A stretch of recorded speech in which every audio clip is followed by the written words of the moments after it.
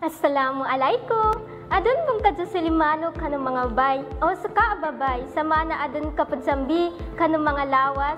So ina na subla ikapadayan ni kanong mga watanin sa bago aping bata, dupanon ikapanutuman ng mga tuwa ng mga babay sa mga natalan nilan.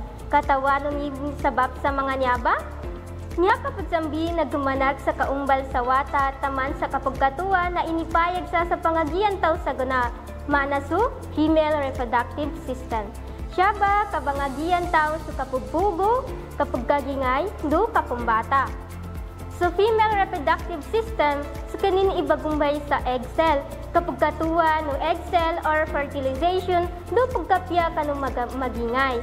Sa mga ludob organs, sa vagina, siya babagukit o sulugo, kapugbugo, o kapagkamens, do siya babagukit o buludop sa sperm do wata apumbatan. Sa cervix, nagatun siya kanubaba no uterus, dupan kagaelay su vagina. Siya babagukit sa kabuludop no sperm, do kabulyo na lugo sa kapagkamens. Sa uterus, sa kanin ipumature kanumay egg cell, do maumbal awata, ingka dili ma-fertilize na sa mga uterus apagkanipis na bagukitan na lugo sa bapan sa kapagkamens or kapubugo. So ovaries na sa kanin sa bagumbal sa egg cell, do babulyo sa hormone na estrogen, do progesterone. Sabab sa niya, kaukit su kapagkamens do kapagkagingay. So fallopian tube, ipagtitimpong sa ovaries no uterus sa siyaga ba gaukol sa fertilization no egg cell. So kapugpugo na adun duatiman na ukit min. Una na sa follicular phase, day 1 to 14. Sa uterus apagkanipis na bagukitan na lugo sa kapagkamens o kapugpugo.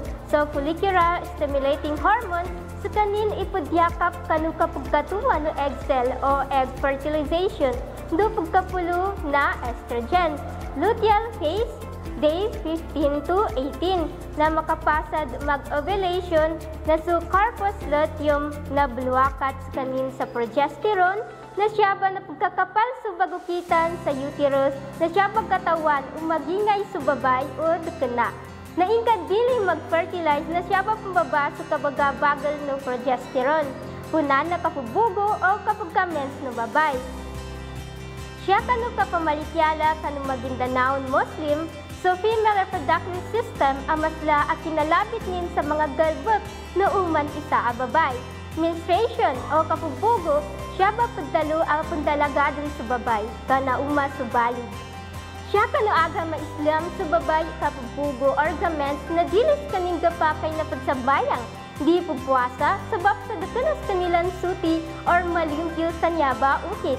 Nya nilan kapagkapasad gaments or pubugo na wakib sa kanilang tumego o pagdalo na gusel or ritual purification para malimpyo nilan sa mga lawas.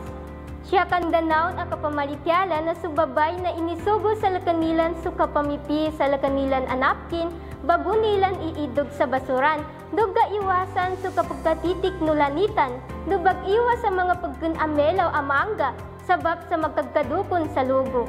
So pregnancy o kapagkagingay, nasubla akapyanin sa uman isa ababay, sabab sa ukit no pamilya na sa kapagkapyan o kapagkagingay no babay. Sa aga maislam na sumagingay na di silang kapakayan pubuasa, ingka makabuna na dili ikapyano babay dusuwatanin. Layam at pinagdaya sa aga maislam imagingay kana sumalaikat or angel na punduwa sa kanilang ang mga babay dusuwatanin. Kapasat na kapumbatan no babay na suakika na inisugo sa ikapito guys sa kinambatalon. Sa pudsambalian sa kambing, adwati man suwata ang mama, balisawa lumanong suwata ang babay. Kalabang sa inayanan, niya kapasad ng bata na su placenta o inayanan na wata na ibulabang para kanukagkapyano wata.